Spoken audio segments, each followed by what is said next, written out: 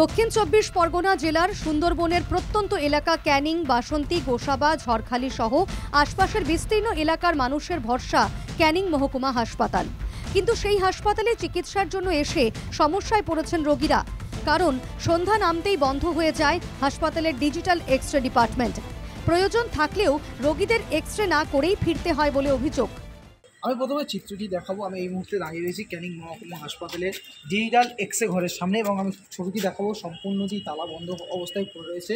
আর এই তালা বন্ধ হয়ে থাকার সমস্যায় পড়ে সুন্দরবনবাসী। দেখুন সন্ধ্যের পরে পুরো বন্ধ, মানে আমরা এখন এই রোগীটাকে নিয়ে গেলে আমাকে অন্য কলকাতায় যেতে হবে, সেই টাকা পয়সা খরচা করে আমাকে নিয়ে যেতে হবে, নিয়ে গিয়ে সেখানে করতে হবে। আমরা প্রচুরভাবে অ্যারেঞ্জমেন্ট হচ্ছে, শুধু আমরা নয়, এরকম শয়ে শয়ে পেশেন্ট এই সন্ধ্যের পরে দেখুন পুরো বন্ধ। স্বাস্থ্য পরিষেবাতে ভেঙে পড়েছে পুরো স্বাস্থ্য পরিষেবা। ক্যানিং মহকুমা হাসপাতালের সুপারের সাফাই, লোক না থাকার কারণে এক্স-রে বিভাগ 24 ঘন্টা খোলা রাখা সম্ভব হচ্ছে না।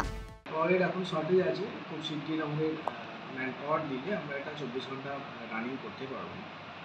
আপাতত আমরা ডে 6 ঘন্টা 8 ঘন্টার উপরে 10 ঘন্টাতে করা যায় সেটা করছি। স্বাস্থ্য দপ্তরের ব্যর্থতার কারণেই সমস্যায় পড়ছেন ক্যানিং মহকুমা হাসপাতালে আসা রোগীরা। অভিযোগ বিজেপির। দায় হচ্ছে স্বাস্থ্যমন্ত্রী, আর এখানে যে রোগী কল্যাণ সমিতির চেয়ারম্যান আছে চরম অপদার্থ। তিনি বলছেন খোঁজ জানেন না, তাহলে জানবে কেন? উনি চেয়ারম্যান পদটা ছেড়ে দিন। এইভাবে পদ আঁকড়ে রেখে যিনি রাজ্য সরকারকে ইনফর্ম না করেন, চেয়ারম্যানের পদটা রাখছেন কেন উনি? হাসপাতাল সুপারকে জানিয়েছি অবিলম্বে পুরো ঘটনাটা তদন্ত করে বিষয়টি প্রয়োজনীয় ব্যবস্থা গ্রহণ করার জন্য। সুপারের আশ্বাস, কর্মী বাড়লেই 24 ঘন্টায় খোলা থাকবে এক্স-রে বিভাগ।